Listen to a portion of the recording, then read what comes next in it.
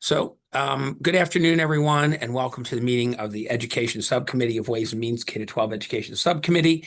We have 4 bills, I think, to take up. Might be 3, I have to check, but I think it's 4. And we're going to start off because we're just getting started, but I'd like to reward those of you who arrive on time.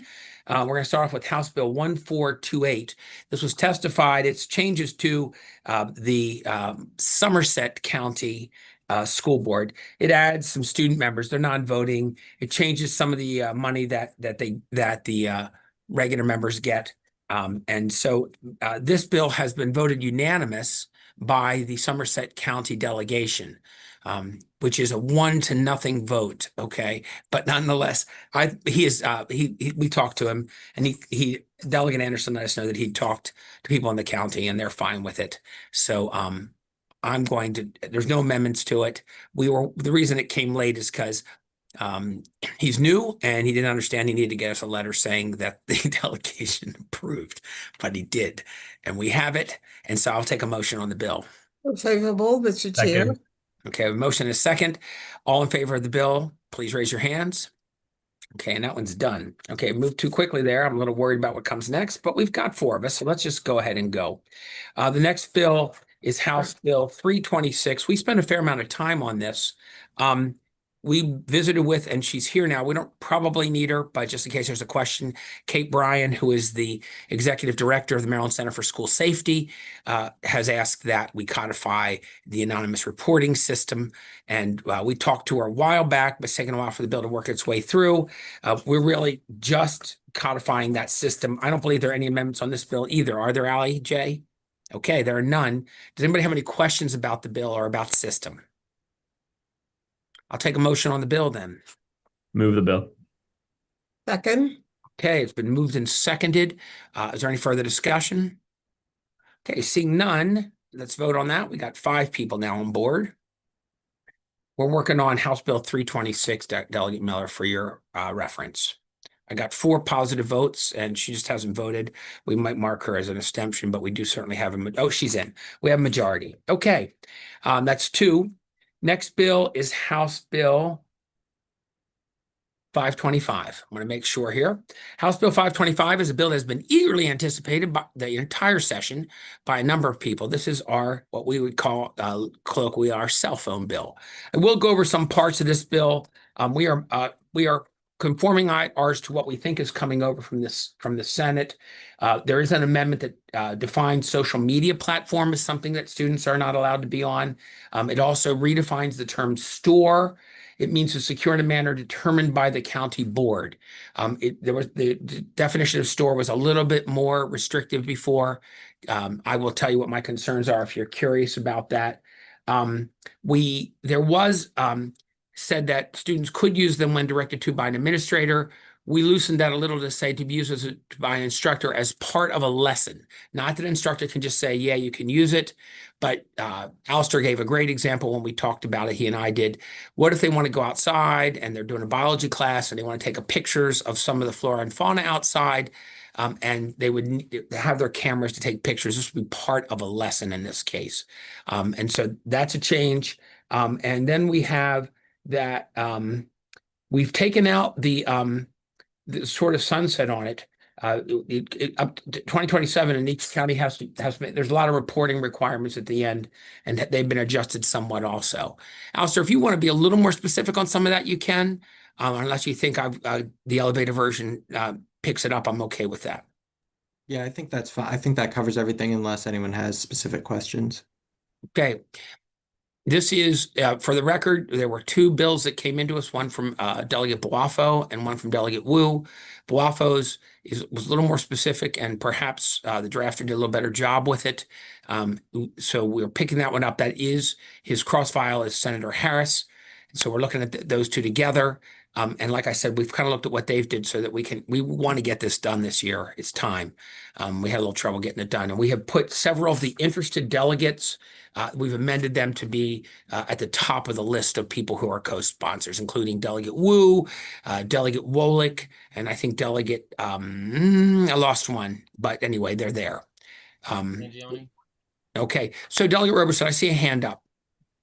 Okay, I was throwing out there if it was Mangione. I know he was another one. But nonetheless, thank you, Mr. Chair. Apologies. So I'm looking at the amendment. I just going back to your point about the store Yeah. piece, if you don't mind, I just um I'm trying to quickly look at the advocates, but I'm in that space. Just I know we are leaving that up to the boards to choose Right. what that looks like as far as storing, whether it's on your person or not, and just thinking of, for me, I just want to raise this. I don't necessarily expect a response necessarily from you or from Well, I council. will tell you that I talked with some, not necessarily some of the logistic advocates like school systems and that. The business of storing them, what might mean kids dropping them off somewhere at the beginning of a day and recollecting them at the end of a day, that could bite into instructional time significantly. If you're in a school of 3,000 students and you're going to collect, maybe they don't all bring them, 2,800 phones and file them somehow and then redistribute them in time for kids to get on the bus at the end of the day, you may be presenting a logistical difficulty. Now, if the school system feels like they have a way of doing that, this doesn't say they can't. It says they can do it that way. And I've heard from advocates too who want that to be more restrictive. I would say get in touch with your school system and see what you can get to worked out with them. But I didn't think it was fair for us to require them to set up that logistic based on some of the things that had communicated with me on that. Okay, thank you. And I just appreciate that. I just and I'm thinking of store because, for instance, like there are some schools that do have lockers and some that don't. Right. So, it could be lockers, but it might not. But Right. We I'm just almost said, yeah, we almost said lockers, but then we thought, well, not all schools have lockers for every kid. So if we say that, we put them in a spot where they have to put new lockers in. So you're right. And they can do that. They can say they have to be left in their locker. That's up to the school system. They can do it. right. And I want to I'm hearing what you're saying, but I have concern for two reasons. And I know what we're trying to get at is, limiting the use of these devices, but like I said, I'm not looking for a response, and we can move favorable. But one is because of, we as recently as last month just had the shooting in Montgomery County, and children were texting their family members as they're in the school. I have that concern because a lot of parents want to be able to reach their children in those timely situations. And so, and because oftentimes there are, unfortunately, but the reality is sometimes those are the last communications that students have with their family members. And so I have that concern as a parent when it comes to, removing the phone. And I do, like I said, I do understand the instructional time. I think parents are also to blame for sometimes these children being on devices because they're talking to their child throughout the day. And so that's one concern. The other is I know we mentioned even the smartwatches like I use for my daughter to know where she is as she's on the bus because we know those issues. And then, as she's on campus as well. And so not sure, whether she just keeps it in her backpack. So that could be another option. You secure it in your backpack. I can't see it out in view. And so I'm hoping as these school boards work through this, that whether it's, you ensure that it's in your backpack versus, not in view type situation when it comes to that. And I understand we're trying to keep that loose when it comes to store, and store could just mean, you just make sure it's in your backpack unless it's during those non-instructional times like lunch and recess. But I just wanted to raise that publicly, Mr. Chair, just my concerns around that and just sharing for those advocates and those who will be part of the conversation. And we can, of course, talk further personally, one-on-one. You all can feel free to come by my offices for those that are on the phone, but just wanted to make sure I said this publicly, Mr. Oh, Chair, that's good. And I'm glad before you we did. move forward. Thank you so much for your And you patience. have presented a very balanced approach, kind of laying out what both sides of the concern are there. And I appreciate your commentary. I really do. Thank you for it. So thank you for your time. You bet. Anybody else with comments on the amendments on the bill? Okay, I'll take a motion on the amendments. Move favorable, please. And I got a motion and a second. Any further discussion on the amendments? Okay, seeing none, all in favor of the amendments, raise your hand, please. And we have 6. I feel like we're missing one person. Don't say name out loud, but are we missing one person? Yes, thank you. I can't figure it out by looking right now. But okay, we have 6-0 on that. On the bill as amended, please. Move favorable. Thank you. Second. Thank you. And I have a second. Any further discussion on the bill as amended? Okay, seeing none, all in favor of the bill as amended, please raise your hands. We got it. Yep, we're good. Unanimous. Thank you all very much. Good discussion. I appreciate the conversation. All right, I think our last one, Alistair, is this correct? 1097. Okay, House Bill 1097 is a reporting bill given to us by Delegate Roberts of former Ways and Means fame. This bill really just requires when an injury occurs at school that there be a certain amount of record keeping, a number of things that you record, the date, the sport, just a general description, whether it occurred during practice, competition, or conditioning. Most of these could be check boxes on a form if somebody makes one. Whether the student was removed from the sport or if they and how long they were out. If they know whether a medical evaluation or treatment provided on the recommendation, and then the role of the individual documenting the injury, like who are you? And we limit who can do these reports to.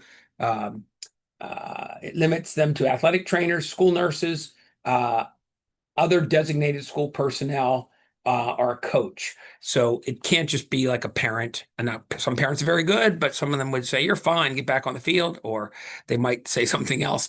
We need someone who has some professional stake in the game. There are no amendments. Yeah, there is an amendment on this bill. We did strike out the need to make a prediction about when the person would come back to the sport. I think that'd be a difficult thing to do and might really hold up the report. Somebody felt like they had to report that.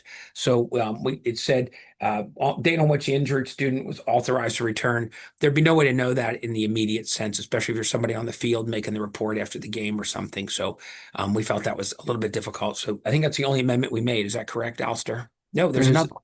Yeah, there's another amendment, just that if the State Department of Ed adopts regs, which they're not required to do, but authorized to do, they have to consult with, in addition to the Department of Health and the Maryland Public Secondary Schools Athletic Association, they also have to consult with the Maryland Athletic Trainers Association. I think the hope of this bill is that maybe this data, the State Department will look at it and see something they think is worth developing regulations about. And it could be for a specific sport. We don't say that be general, that it would be possible that they might like to develop some regulations, but they shouldn't do it unilaterally, that they should do it in consulting with MPSSAA. Is that the only one that they had to consult with, Alistair? It's with the amendment, it would be the MPSSAA. Currently, there's more, right? Yeah. Yes. Go ahead. I'm sorry.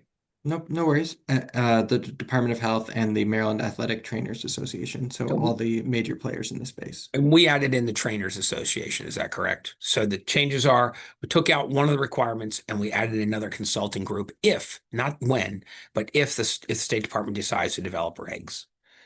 Any questions on the amendments? Okay, seeing none, I'll take a motion on them.